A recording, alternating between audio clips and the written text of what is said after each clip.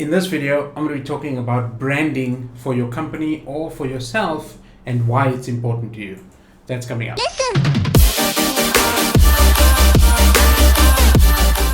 So let's first figure out what branding is. Right? Branding is usually referred to as your company logo or your sort of design on your brand, right? On your company name. Your company name is important because it's got to be easy for people to remember. And if you're building the brand, it's got to be something that's unique for obviously for legal purposes, but also it's got to be catchy. Having said that, there's a lot of names of companies that have sort of withstood the test of time, even though they're really like weird and interesting names, right? And that's okay. But I guess, a company like Coca-Cola is a brand because of their marketing and because of their advertising efforts over the years, and obviously because they have a good product. They're able to leverage that name now, or that brand, or their brands, right? Plural, because they've created multiple brands within the company. So that's one example. Well, it's important for a number of things. One, I mentioned so people can remember you. Two, because you give a sense of professionalism. You give a sense of achievement, you give a sense of goal, being bigger than yourself when you create a brand, or when you create your logos, or when you put your profiles out with the logo. When somebody actually looks you up, or when they find you on Google search, or they find your profile on Facebook, or they watch a YouTube video, or they see your Snapchat video, or they see anything that you've actually published online. Maybe it's on Medium, and they see your company logo, or they see that you're associated with a company. It makes it just more professional, and it gives the impression that your persona or your skill set is more. What I found, and here's a story. When I started a business from my garage, manufacturing furniture as a carpenter, it was a skill that I had learned over the years from when I was a kid, and I decided that I wanted to make my hobby a business. I decided the first thing I did was obviously bought all the tools that I needed to actually make that business happen or start that business. The next thing I did immediately after that was set up a website. I bought a domain name, set up a website, created the logo, printed business cards, made profile images for my social platforms like Facebook, and at that time there wasn't Twitter. Facebook was available, and so I created a page on Facebook. And then so whenever I would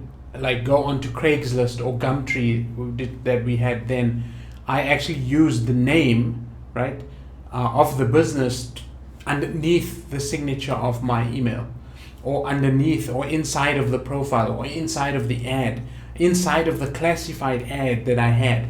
And so it immediately gave me gave the impression that you have a business, you have something where somebody can actually pick up the phone and call you because they have a business card.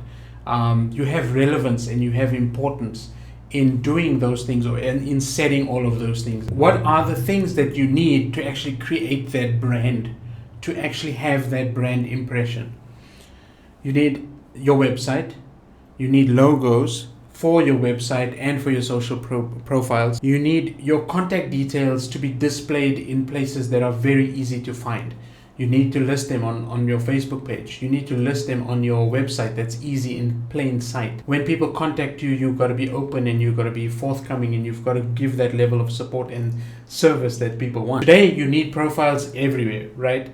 Not only for namesake and to actually book your name on those platforms, but if you're in a photography kind of business, let's say you're creating a studio, or you're a photographer and you're starting a business to do photography in a professional way, just go and register your name, your brand name, on every single platform there is, right?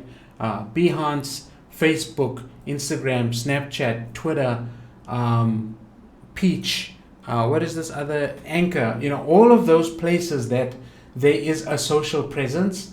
Even if it's a brand new platform, just go and register the name. Even if it's an account that you're not using, that's gonna, like, the one thing you don't know is if your brand and if your business becomes huge, and now all of a sudden you go and you can't find your domain name, or you can't, somebody's snapped up your Twitter profile. That's silly. Like, just go and book those things. You don't have to post anything.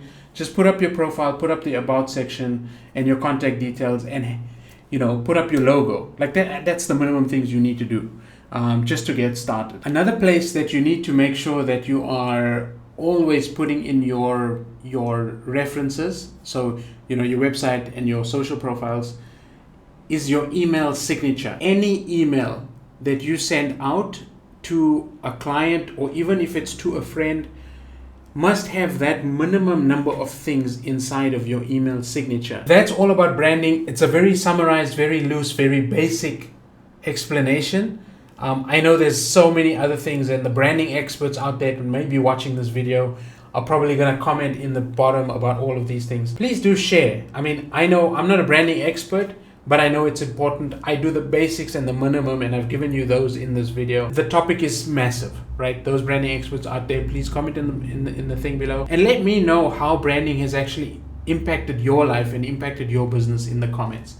I'll be curious to know from you. So with that, thank you for watching. Please do subscribe if you want more updates. I'll be doing these regularly and uploading as often as I can. I'll see you in the next video. Bye-bye.